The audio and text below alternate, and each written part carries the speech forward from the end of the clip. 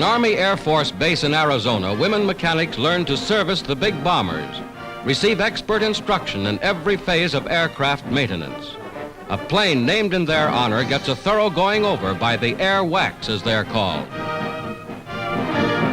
From motor to tail assembly, the girls make ready the giant battleships of the air. 65,000 strong, they relieve men for combat duty.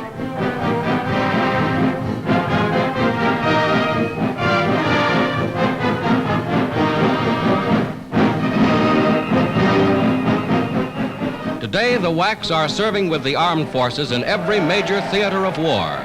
The first contingent to arrive in Australia gets a real welcome.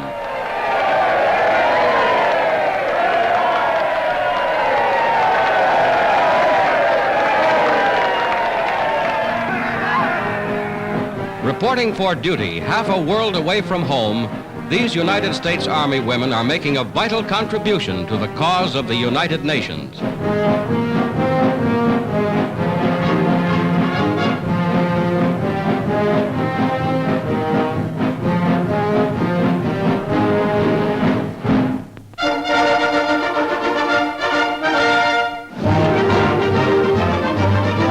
At a bomber plant in Seattle, workers write their names on a flying fortress, the 5,000th ship of its type turned out by this one plant since America entered the war.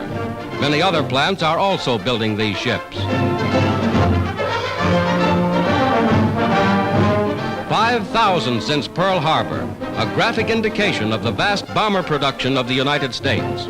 Already this completely autographed ship is in action over Germany.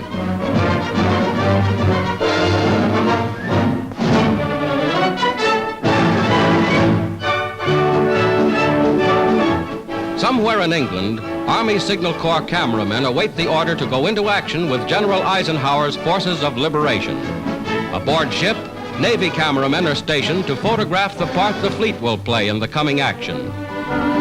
These are some of the men whose courage and daring make possible many of the thrilling films you see in United Newsreel. Some are on leave from their studios. Others are on active duty as members of the armed forces. All are ready to record the picture story of the war's greatest drama.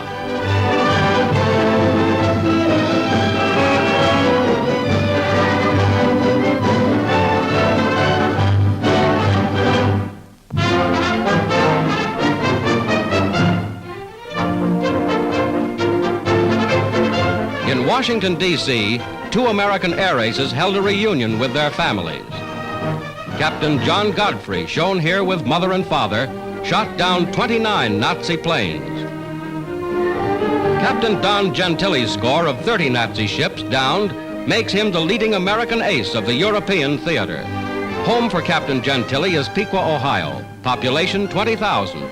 Piqua is a typical small American city. A service flag hangs in the window for Don, and here is his welcome home. Sister Edith is so happy she can only hug her brother for joy.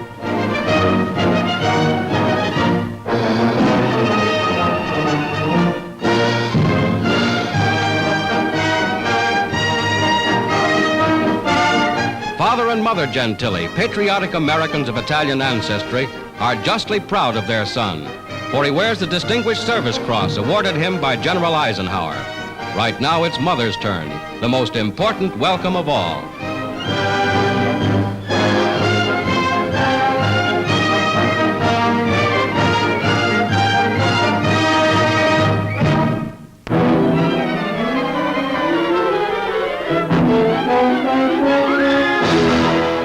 From the air, the shattered town of Cassino is little more than a name on a map after 6 months of savage battle for this key bastion on the road to Rome.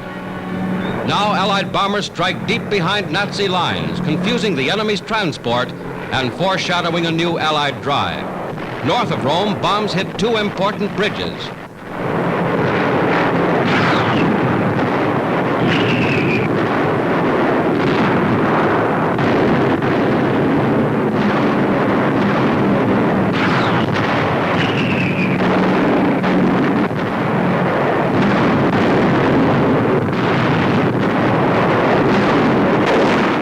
The heaviest Allied barrage of the war precedes a dawn attack.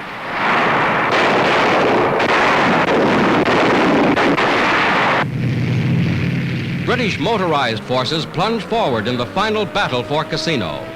With vital aid from French and Polish troops, they have encircled Cassino, cutting it off from the main German armies.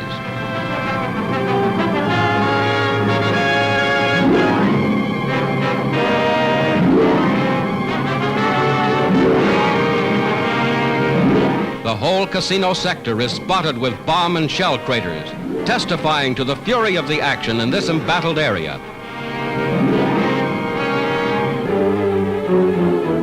The first prisoners stream to the rear. Bowl-shaped helmets identify them as parachutists, so-called Green Devils, members of the German 1st Parachute Division.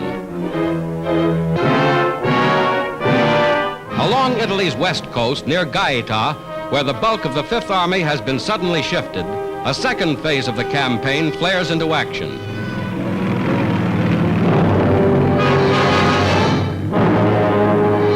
Driving through Minturno, Santa Maria Infante, and Terminoli, U.S. infantry moves toward a junction with forces 60 miles away at Anzio.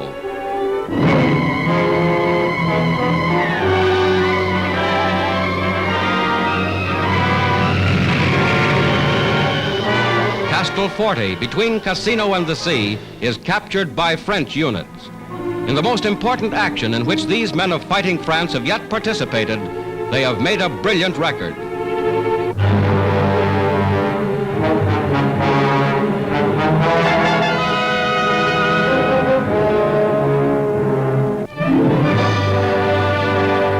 These are Italian refugees, freed from Nazi-held areas.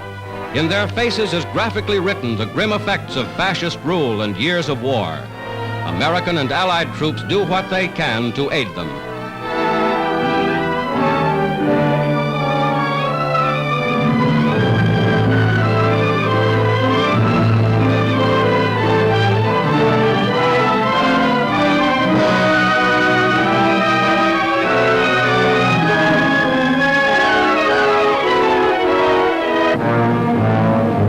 Prisoners are taken by the thousands.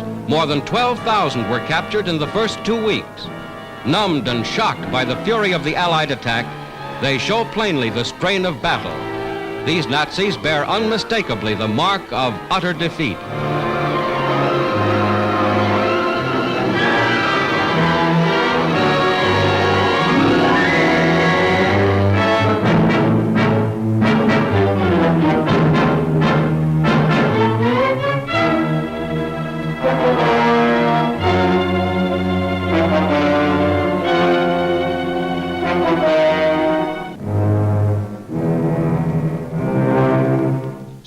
Along the ancient Via Casalina, the surge of Allied power rolls north.